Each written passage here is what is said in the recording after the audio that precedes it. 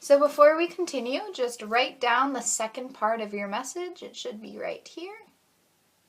And like usual, just write it down. So as we re-enter the acoustic stage, we're blurring the lines of boundaries. As I discussed before, the rhizomatic system of the internet that connects people across the world, for example, is taking away time and space that had previously separated us. So the rhizome connects multiple people across the world into one large being. We are all these little nodes all across the world that are all connected as to one big species, one community. In the acoustic age, we communicate with people across the world in minutes. And this is global communication that would have taken days in the pre-industrial age with previously linear dominant systems such as postal service or sending mail. So the connection brings us all closer to what McLuhan refers to as the global village. So McLuhan says in his writing, at the high speeds of electric communication, purely visual means of apprehending the world are no longer possible. Time has ceased and space has vanished.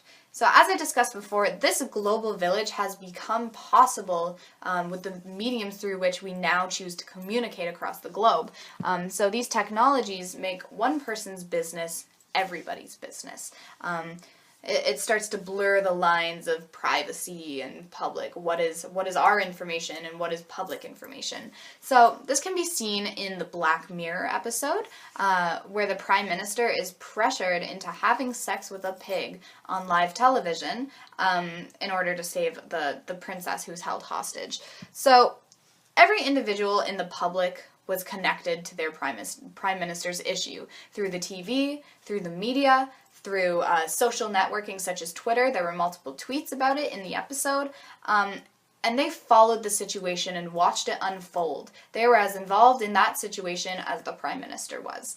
So the Prime Minister's business became everybody's business, and the lines and the boundaries were blurred between what was his information, what was his private personal information, and what was the public's. So the global village was created through a TV connection. The TV brought everybody closer together. Everybody was connected through one device.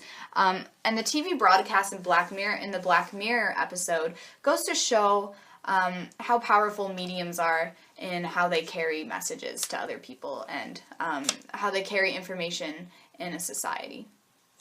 So the benefits of the TV were manipulated by the person holding the princess hostage to make a clear message to the public. The medium in the episode was the message, and the princess was released 30 minutes before the broadcast was even put up.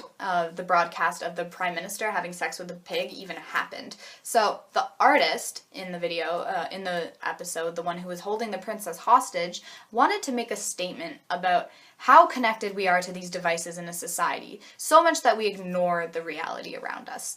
We become blind. The medium in this case, the TV, was more powerful in affecting the people of Britain in the episode than the actual broadcast of the Prime Minister having sex with the pig. So within the global village that McLuhan discusses, lines and distinctions between the personal and public sphere totally disappear. They're blurred. And because we're so connected to everybody else through the global village, time and space disappear, and we become involved in issues in the world that we would normally not be involved in. So this just goes to show how important these mediums and technologies that dictate our society are in controlling the way that information is interpreted across the globe. And because of this, we have to be careful with things like the media and the internet, because we never know what truth is, because it can be distorted so much through the mediums that we use, as McLuhan would have agreed.